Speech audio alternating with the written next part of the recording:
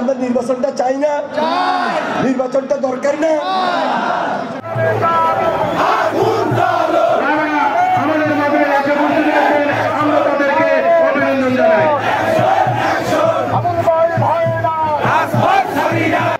আমরা সরকারের মাধ্যমে তালিকাকে অভিনন্দন জানাই।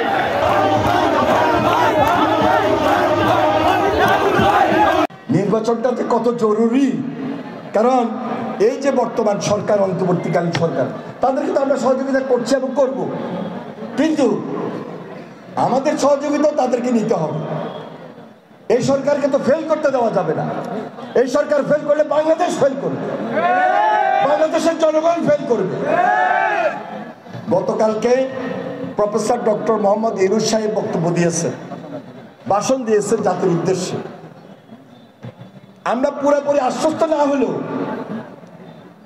আমরা মনে করছি অতি দ্রুত নির্বাচনের রোডম্যাপ ঘোষণা করে, নির্বাচনের তারিখ ঘোষণা করে।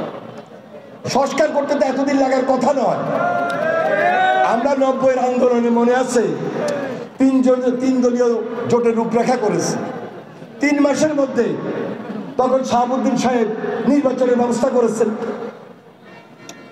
তখন তো সংস্কার হয়েছিল, সংস্কার করেই কিন্তু নির্বাচন করেছে। হ্যাঁ, এখন অধিকতর সংস্কার করতে হলে 3 মাসের জায়গায় নাহলে 6 মাস সময় নেবেন, এর বেশি তো সময় নেওয়ার কথা নয়।